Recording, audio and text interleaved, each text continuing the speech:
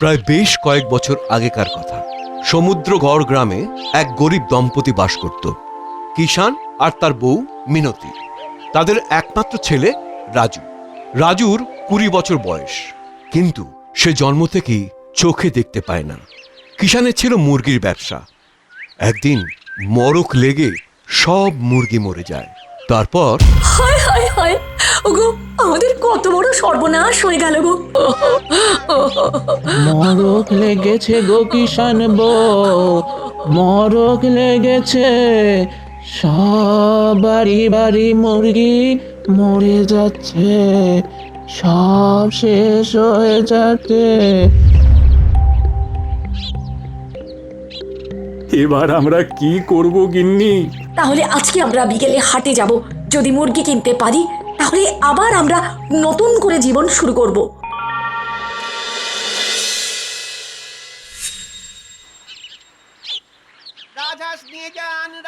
সারা বাজার ঘুরে যখন সন্ধে হয়ে এসেছে, তখন কিষান আর তার বউ দেখতে পায় এক ব্যক্তি একটা কালো রাজহাঁস বিক্রি করছে। তারা ওখানে যেতেই নিয়ে যান রাজহাঁস, আমার কালো মানিক রাজহাঁস, রাজহাঁস নিয়ে যান রাজহাঁস। দাদা, এই রাজহাঁসটার কত দাম? 20 টাকা মাত্র। আমাদের কাছে এই 10 টাকাই আছে, আপনি 10 টাকায় দেবেন দাদা। ঠিক আছে, কি আর বলবো দাদা, নিয়ে যান।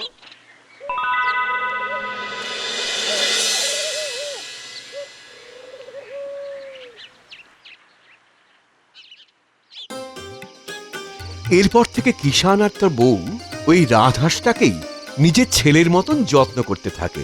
ছোলা ভেজানো খাওয়াতে থাকে, শস্য দানা খাওয়াতে থাকে, কিন্তু কোনোদিন একটাও ডিম দেয় না।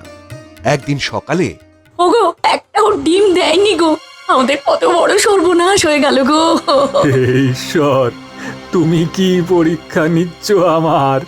আমি আমি আজকেই এই রাজহাঁসটাকে বাজারে বেচে দিয়ে আসবো। এসব কথা মুখে এনো না, ঠাকুরের উপর বিশ্বাস রাখো গো। একদিন রাজহাঁস আমাদের নিশ্চয়ই ডিম দেবে, আর তখন আমাদের আর এত কষ্ট করতে হবে না গো। হে ঈশ্বর, আমরা গরিব, আমাদের আর কষ্ট দিও না ঠাকুর, আমাদের আর কষ্ট দিও না, আর কষ্ট দিও না।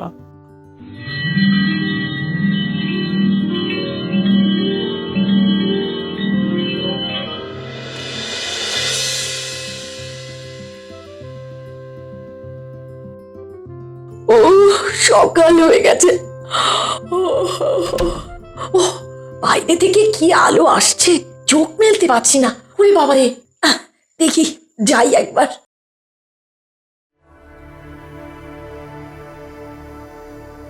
ওগো দেখে যাও গো, দেখে যাও,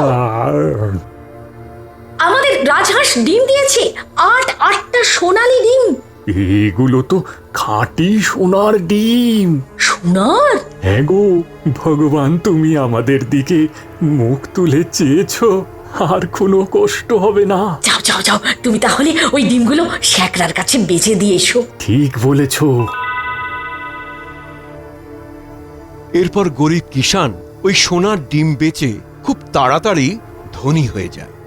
তাদের কাঁচা বাড়ি থেকে পাকা বাড়ি হয়। শহরের হাসপাতালে ছেলের চোখের চিকিৎসা করায়। তার ছেলে দৃষ্টি ফিরে পায়, কিন্তু তারই রোজ রোজ এত সোনার ডিম নিয়ে আসার ফলে শ্যাকরার সন্দেহ হয়। এমনই একদিন পরাণ শ্যাকরার কাছে কিষান যখন সোনার ডিম বেচে চলে যাচ্ছে, ঠিক তখন কিষানের এই রোজ রোজ সোনার ডিমের নিশ্চয়ই কোনো রহস্য আছে। যাই কিষানের পিছু নি।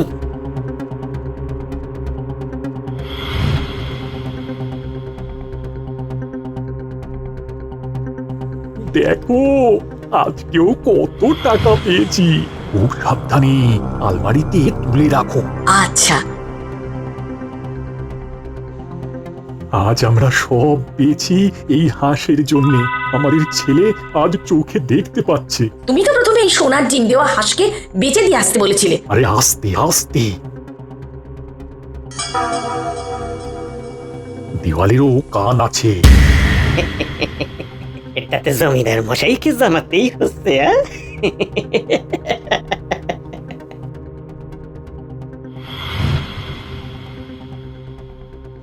কি? আমাকে লুকিয়ে এত বড় চালাকি? এই লাঠি লাই, এই হুজুর, তোমরা এক্ষুনি গিয়ে কিষানের বাড়ি থেকে ওই রাজহাঁস তুলে নিয়ে এসো। কিষান কোনোভাবে বাধা দিতে আসলে ওর ঠ্যাং ভেঙে দিয়ে আসবে। যথাজ্ঞা হুজুর।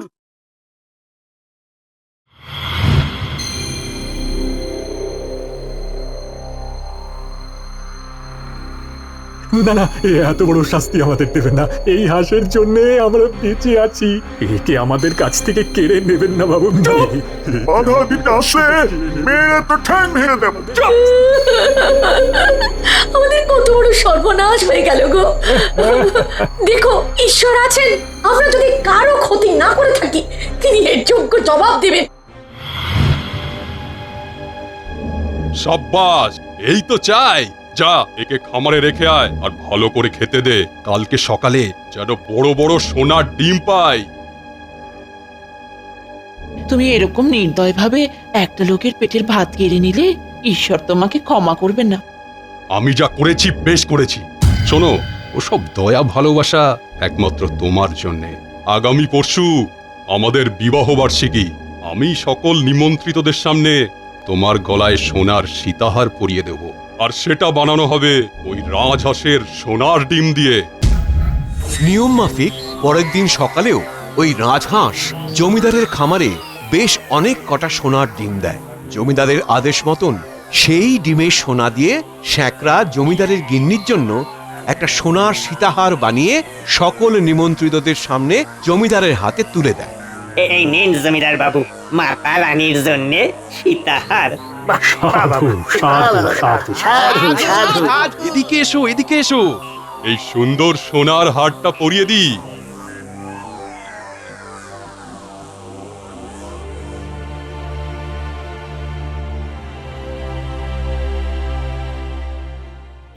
এ কি?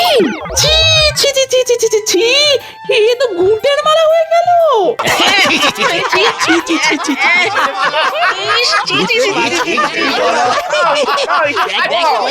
ওরে মূর্খ, তুই ক্ষমতার বলে একজন সৎ গ্রামবাসীর পেটের ভাত কেড়ে নিতে চেয়েছিস? এখন তো শুধু বিধির খেলা দেখলি।